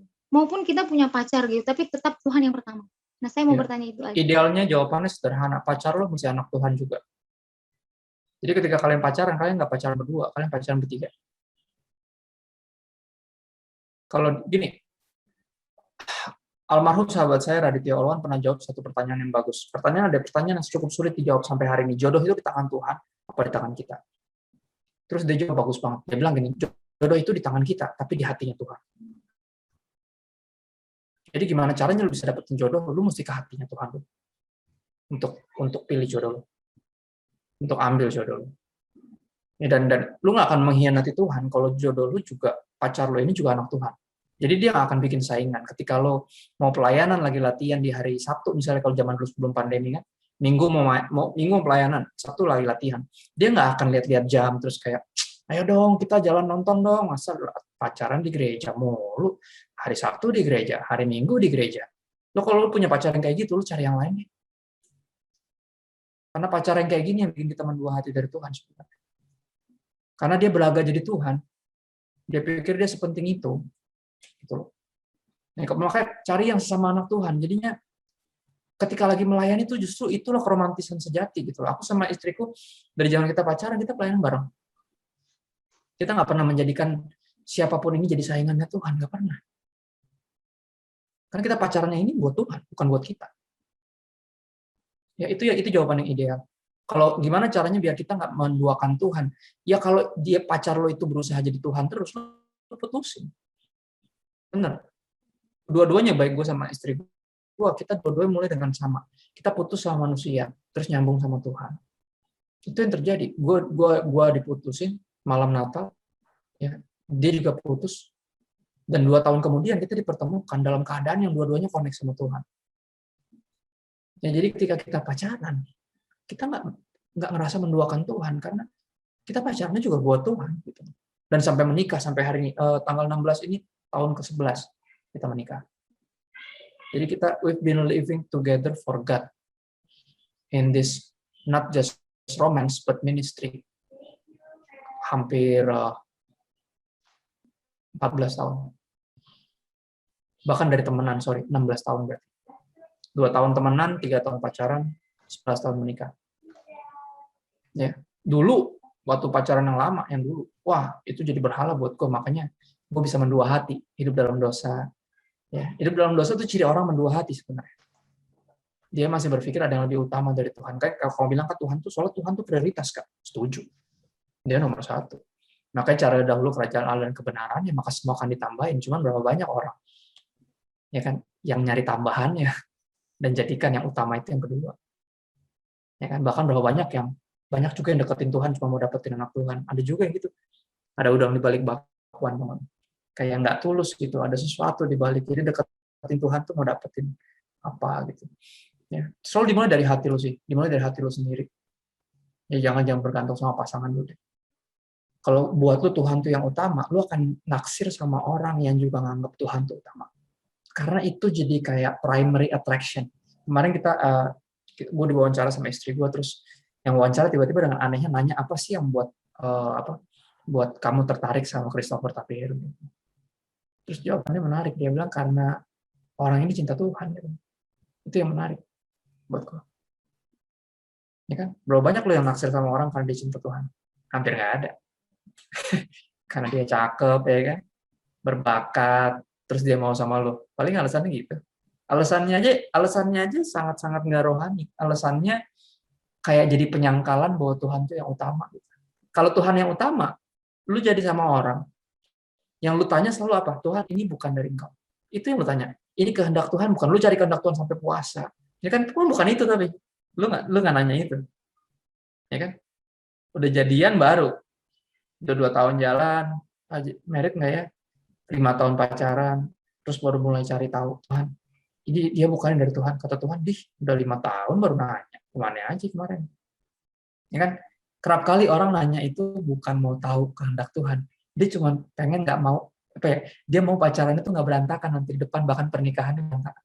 Dia lebih ketakut sebenarnya, egois, nggak ada urusannya sama Tuhan. Makanya pas jadian nggak nanya-nanya. Ya kan? Pas udah mau married baru ntar tegang sendiri tuh. Ini bukan dari Tuhan. Soalnya kalau nggak dari Tuhan nanti dia selingkuh, dia pukulin gue, dia nganggur kan gitu. Akhirnya lu nanya kehendak Tuhan bukan mencari kehendak Tuhan, cuman egoisnya buat lu aja. Lu cuman nggak pengen dikecewainnya di depan. Kan gitu. Kita mesti bertobat at least dari dalam diri kita dulu. Kalau memang Tuhan yang utama, prioritas kita pasti itu. Kita cari cinta Tuhan, kita cari kehendak Tuhan, kita cari yang kita bisa sama dia, ini pelayanan buat Tuhan. Jadi pacaran kita nih bukan saingan dari pelayanan. Pacaran kita ini pelayanan. Pelayanan ini tempat kita pacaran. Kan gitu. Itu sih paling.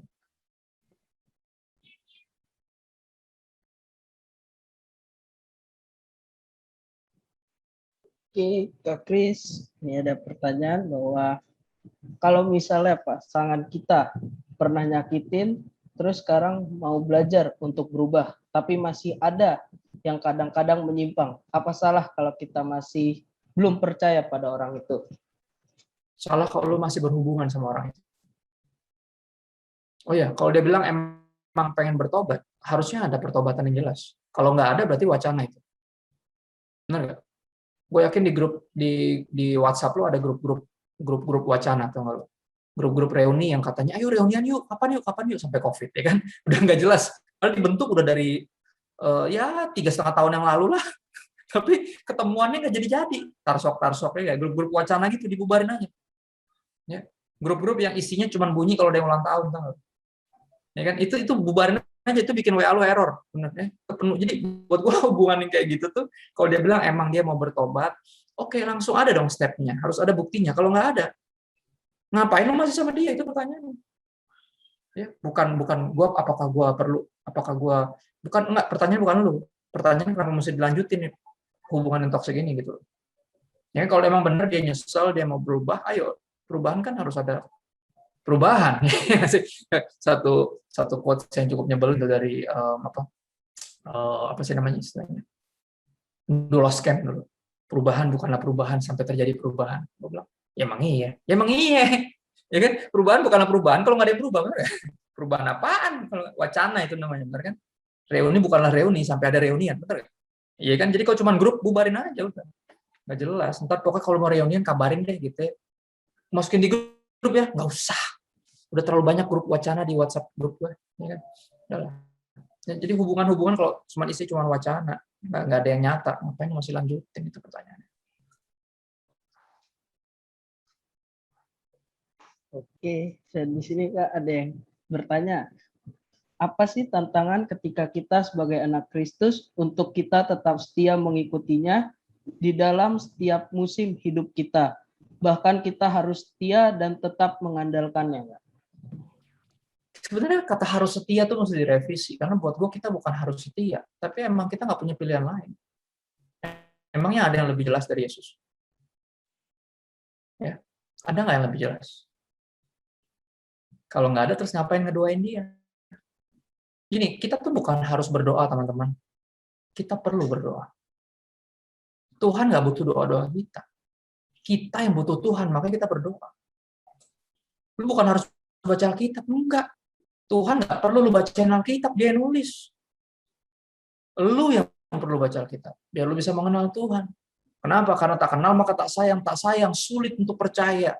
Nggak percaya, makanya susah setia. Kenapa? Lu masih nggak percaya bahwa Kristus aja tuh cukup. Lu harus berpikir, gue harus punya pasangan, gue harus punya pacar, gue harus married. Kalau udah married, gue harus punya anak, gue harus kaya, gue harus apa lagi? Nggak ada. Christ is enough for me. Everything I need is in you. Benar nggak? Lu tahu lagu itu, tapi nyanyinya setengah hati. Karena hidup lu kayak masih kurang gitu. Tuhan, aku udah punya semua, tapi cuma satu, Tuhan. Aku belum punya pasangan hidup. Kata Tuhan, oh jadi gua aja nggak cukup. Ya enggak lah. Lu nggak cukup, lu kurang, Tuhan. Loh, tadi katanya lu nyanyinya, Christ is enough for me. Everything I need is in you. Tadi nyanyinya setengah hati atau sepenuh hati atau cuman gombal-gombalan lo doang? Benar? Ya kan? Sederhana banget sih. Lo harus tanya diri lo sendiri. Lo yakin nggak bahwa dia ini benar-benar yang terpenting segalanya? Kaulah segalanya. Lo nyanyi gitu beneran atau enggak? Di dalam hidupku. Artinya kalau dia segalanya, yang lainnya bonus, tambahan. Ada maupun nggak ada, nggak ngaruh. Apa yang bisa bikin orang tetap setia? Karena tahu. Ya, adalah sebuah kerugian untuk meninggalkan Tuhan yang tidak pernah meninggalkan kita. Benar nggak? Segala musim hidup kita itu yang kita harus ingatkan diri kita. Rugi kalau gue tinggal dia tuh rugi. Ya kan? Lagian kalau tinggal dia mau kemana? Ada yang lebih jelas dari dia. Yang lebih mahal banyak. Benar nggak? Yang lebih jelas nggak ada. Ya, kalau kita tahu dia segalanya dan kita memerlukan dia, adalah sebuah kebodohan untuk kita meninggalkan dia. Itu yang bikin gue setia. Kalaupun gue mau pergi, misal gue kecewa nih karena belum nangkep gitu maksudnya Tuhan itu apa gitu. Kayak kemarin pas almarhum temen gue meninggal, Raditya Oloan. Gue kepikiran untuk bete sama Tuhan, marah, gue mau tinggalin Tuhan. Terus gue mikir lagi, mau kemana gue? Radit meninggal malah pulang ke rumah bapak, gue malah mau ninggalin Tuhan. Maunya apa coba? Rugi sendiri gue. Ya nggak? Padahal kita tuh suka lupa ya. Kadang ini kan kita hidup di era dimana kayak kematian dekat banget sama kita. Kita tuh lupa, sepanjang kita hidup, kita itu digendong sama Tuhan. Ya kan ada lagu bilang gitu, sampai masa tuamu aku tetap dia. Sampai putih rambutmu aku akan tetap menggendong kamu. Jadi kayak bilang gitu. Ada ayatnya. Ya. Terus kalau meninggal ingat gak apa yang tertulis? Setelah pulang ke pangkuan Bapa. Bener ya? Jadi kita hidup digendong. Pas mati dipangku. Kita nggak kemana-mana sebenarnya. Makanya paling suwe itu paling goblok orang yang sepanjang hidupnya lari dari Tuhan. Digendong nggak mau, maunya jalan sendiri lari-lari, terus dipangku nggak mau, ya kan? Maunya petakilan aja gitu, mau suka-sukanya sendiri, benar nggak? Kalau direnungin, itu yang kerap kali terjadi. Itu yang gue sadari ketika gue dulu lari-lari dari Tuhan. Gue cuma bisa bilang, kalau gue inget zaman gue dulu goblok, gue cuma bisa bilang gitu dong. Gue nggak bilang orang lain goblok. Gue cuma bilang diri gue sendiri ketika gue lari. Kalau Tuhan mau gendong gue, bener gak? Tuhan mau gendong gue, dia mau tuntun gue. Gue pengen lari, jalan sendiri, cebur got, serempet bajai, ya kan ketimpa pohon, pokoknya aneh-aneh tingkah laku gue. Ya kan? Itu sih perenungan pribadi gue dari kekecewaan yang terakhir ya. Gue cukup jarang sih kecewa sama Tuhan. Cuman kemarin itu cukup terpukul sih gue pas sahabat terbaik gue meninggal.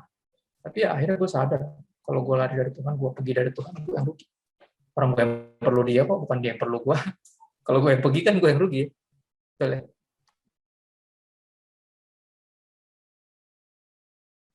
Oke, karena mengingat waktu, di sini ada satu pertanyaan terakhir. Silakan Bang Alvin. Oke, Shalom. Aku mau tanya langsung. Tadi kan disinggung soal asumsi seperti itu ya. Jadi aku menarik banget sama kata asumsi. Nah, bagi ini dalam konteks relasi kepemimpinan ya, atasan sama bawahan. Bagaimana kita sebagai bawahan mengerjakan yang sebaik-baiknya dalam konteks pelayanan tentunya, tetapi sama pemimpin kita tetap diasumsikan karena memang kita punya kesalahan di masa lalu.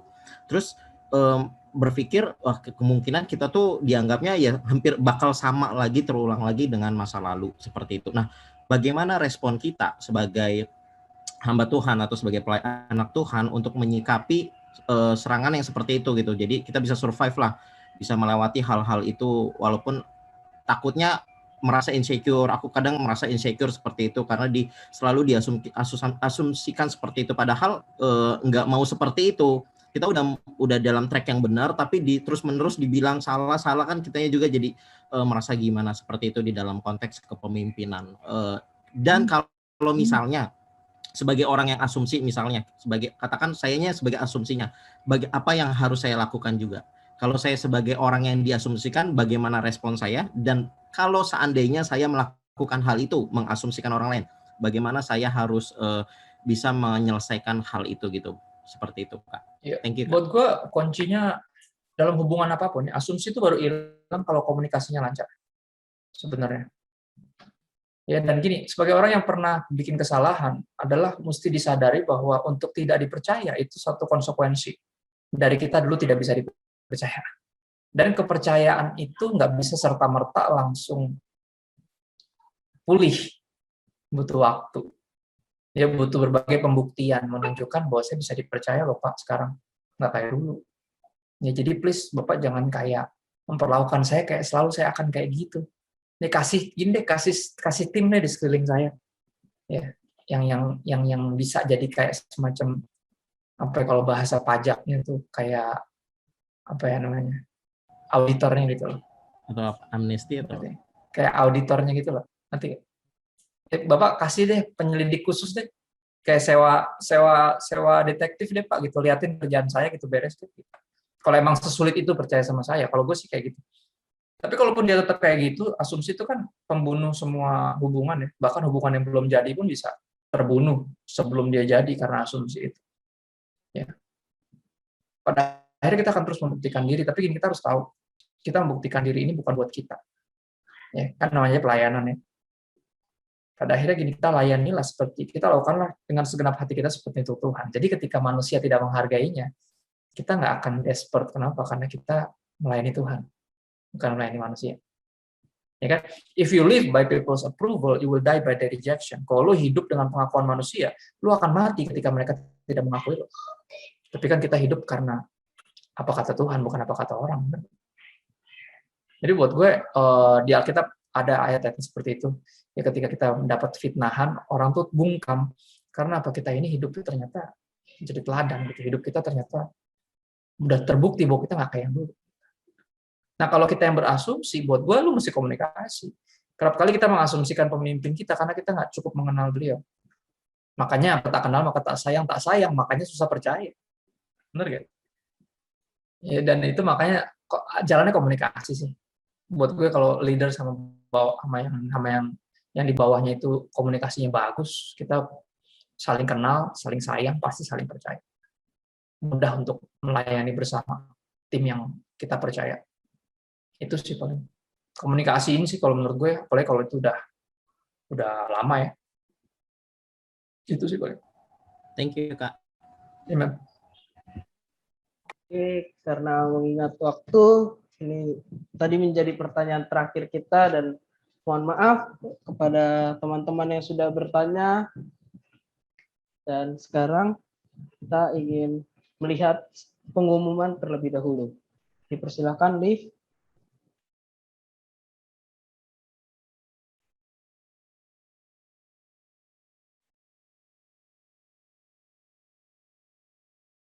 Oke, jadi di sini kami ingin mengajak anak-anak muda untuk berdoa menyembah bersama memuji Tuhan. Calling dilakukan pada 1 sampai 2 Juli jam 6 sampai 8 pagi. Di sini diadakan oleh JDPN, Jaringan Doa Pemuda Nasional. Melalui keadaan dan situasi serta kondisi saat ini, kami ingin mengajak rekan-rekan anak muda dimanapun Anda berada dalam 21 hari ke depan, dimulai tanggal 1 sampai 21, kita akan berdoa dan berpuasa bersama-sama mencari Tuhan dan kehendaknya dan hidup sungguh-sungguh di dalamnya dan berdiri bagi generasi dan bangsa ini. Dan yang berikutnya,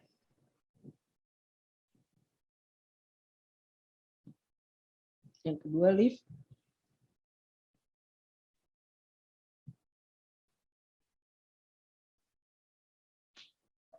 Dan yang kedua, kita ingin mengajak bersama-sama teman-teman semua, saudara-saudari sekalian, untuk bergabung kembali pada minggu depan, komsel kita bersama pada hari Sabtu, tanggal 17 Juli pada pukul 8 malam, WIB, dengan tema Mengapa Allah yang Baik Mengizinkan Penderitaan. Oke, dan sebelum kita berdoa, teman-teman bisa mengechat atau mengetik pesan ke atas nama doa setiap permohonan doa yang ingin saudara-saudari sekalian sampaikan.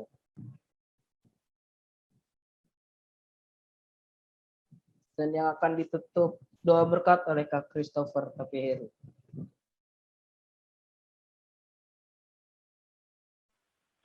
Oke, bagi teman-teman yang mau ada doa, permohonan doa, bisa chat ke aku yang ada nama doa. Nanti bisa di chat biar nanti bisa didoakan juga, dan setelah nanti aku tutup doa, nanti akan dilanjutin untuk doa berkah sama Kak Christopher.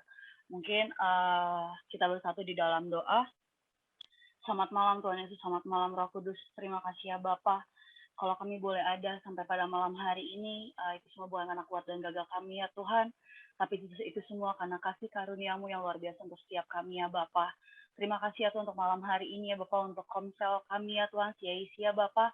Terima kasih atas sharing, atas firman yang telah ditaburkan oleh Kak Christopher ya Bapak. Engkau berkati Kak Christopher ya Bapak bersama keluarga besar yang ada. Engkau berkati kesehatan, Engkau berkati usaha, Engkau berkati pekerjaan apapun yang Kak Christopher kerjakan ya Tuhan, Engkau selalu berhasil ya Bapak. Engkau juga pakai pelayanannya lebih lagi ya Bapak, biarlah ya Tuhan, melalui pelayanannya ya Tuhan, banyak jiwa-jiwa yang dimenangkan ya Bapak. Banyak anak-anak muda yang bertobat ya Tuhan melalui pelayanannya ya Bapak. Terima kasih ya Tuhan Yesus, terima kasih. Kami juga berdoa ya Tuhan untuk keluarga Christopher ya Tuhan yang pada saat ini ya Bapak tengah terkena positif COVID ya Bapak. Engkau jamah setiap keluarga yang terkena COVID ya Bapak. Biarlah ya Tuhan Engkau berikan kesembuhan, Engkau berikan kekuatan ya Bapak. Biarlah ya Tuhan melalui COVID ini ya Bapak, nama-Mu dipermuliakan ya Tuhan, dan Engkau sembuhkan keluarga yang terkena COVID ya Bapak. Terima kasih ya Tuhan, terima kasih ya Bapak. Bapak, kami juga ingin berdoa ya Tuhan untuk bangsa kami ya Bapak. Tuhan, Kau tahu Bapak apa yang jadi pergumulan bangsa kami pada hari-hari ini ya Tuhan. Kami tahu ya Bapak, Engkau tidak pernah meninggalkan Indonesia. Engkau selalu ada untuk Indonesia ya Bapak. Biarlah ya Tuhan, nama-Mu dipermuliakan ya Bapak di bangsa kami ya Tuhan. Dan biarlah ya Bapak, setiap pergumulan, setiap masalah yang sedang kami hadapi ya Tuhan, Engkau yang turut campur tangan ya Bapak dalam kehidupan kami dan dalam bangsa kami ya Bapak. Dan biarlah ya Tuhan melalui masalah hari-hari ini ya Bapak, Engkau terlebih tahu ya Bapak apa yang menjadi kerinduan kami ya Bapak. Engkau selamatkan bangsa kami ya Bapak. Engkau selamatkan bangsa kami ya Tuhan Yesus. Terima kasih ya Bapak. Dan kami juga percaya ya Tuhan, Engkau yang akan pulihkan bangsa kami dari COVID yang ada hari-hari ini ya Bapak. Biarlah ya Tuhan, COVID ini cepat selesai Bapak, dan biarlah ya Bapak, melalui COVID ini ya Tuhan, nama-Mu dipermuliakan. Banyak orang-orang yang berbalik kepada Engkau. Banyak anak-anak-Mu Bapak yang mengandalkan Engkau ya Bapak. Biarlah ya Tuhan, Engkau jamah setiap kami ya Bapak, biar kami tidak lari dari Engkau, tapi kami semakin hari semakin dekat kepadamu ya Bapak. Terima kasih ya Tuhan Yesus, Engkau juga berkati ya Bapak, setiap pemimpin yang ada, dari presiden kami, wakil presiden kami, jajaran yang tertinggi sampai yang terendah Bapak, RT RW, Engkau jamah setiap mereka ya Bapak. Biarlah ya Tuhan, setiap rencana, setiap agenda yang telah disiapkan ya Bapak untuk bangsa ini ya Bapak, biarlah ya Tuhan semua sesuai dengan kehendak-Mu, itu semua sesuai dengan rencana-Mu ya Bapak. Dan janganlah ya Tuhan Engkau buat mereka Bapak untuk semakin hari Bapak semakin mengandalkan Engkau ya Bapak. Biarlah ya Tuhan mereka semakin hari semakin mengandalkan Engkau. Biarlah ya Tuhan mereka menjadi anak-anak, menjadi pemimpin yang takut akan Tuhan ya Bapak. Terima kasih ya Tuhan, terima kasih. Dan kami juga berdoa ya Bapak untuk setiap partisipan yang Bapak yang ada pada Zoom malam hari ini. Engkau berkati setiap kami ya Bapak. Biarlah ya Tuhan, Engkau jadikan kami anak-anak muda yang punya integritas, anak-anak muda yang setia kepada Engkau ya Bapak. Biarlah ya Tuhan, Engkau jamah setiap pekerjaan, setiap kuliah, setiap sekolah kami ya Bapak, dan Engkau jadikan kami berbeda Engkau jadikan kami berbeda ya Bapak dari sekeliling kami ya Bapak. Biarlah ya Tuhan kami menjadi anak-anak muda yang cinta akan Tuhan, anak-anak muda yang semakin dekat lagi sama Tuhan ya Bapak. Dan biarlah ya Tuhan kami bisa menjadi berkat untuk keluarga kami bisa menjadi berkat untuk sekeliling kami, dan kami juga bisa menjadi berkat untuk teman-teman kami ya Bapak. Terima kasih ya Bapak. Dan kami juga ingin berdoa untuk CIC ya Tuhan. Kami tahu ya Bapak, CIC ada bukan karena kuat dan gagah untuk pengurusnya ya Bapak, tapi itu semua karena kasih karunia-Mu ya Bapak. CIC boleh ada Bapak karena Engkau ya Bapak yang terus campur tangan ya Bapak untuk CIC ya Bapak, dan berkati komsel ini ya Bapak, setiap kami perlukan apapun yang tidak meninggalkan kami ya Bapak. Satu saat sebelum kami berpisah, satu saat kami rindu untuk menerima berkat dari hamba-Nya ya Bapak. Terima kasih Tuhan Yesus. Di akhir ibadah ini Tuhan, kami angkat tangan kami dua tinggi, bukan untuk minta berkat lebih banyak, itu ingatkan diri kami bahwa tangan ini telah menerima berkat terlalu banyak dari Tuhan. Pintu good to us, Kau sudah terlalu baik dalam hidup kami. Kami angkat tangan kami dua untuk ingatkan tujuan akhir anak Tuhan diberkatin bukan untuk jadi kaya, tapi untuk jadi berkat. Dan ini kerinduan kami yang terbesar, Tuhan, kami rindu jadi berkat dimanapun Kau tempatkan kami, apapun yang kami kerjakan. Izinkan kami bawa hadirat Tuhan dan jadi berkat pertama di rumah tangga kami, di keluarga kami. di tempat kami tinggal berdomisili, di tempat kami menimba ilmu, sekolah, kuliah, bekerja, berusaha, perusahaan manapun, di kantor, bahkan lagi di rumah sekarang.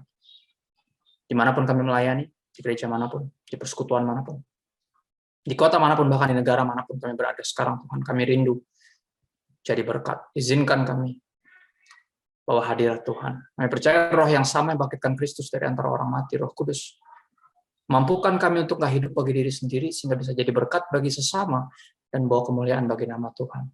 Tuhan menghadapkan wajahnya kepada menyinari engkau dengan kasih-Nya.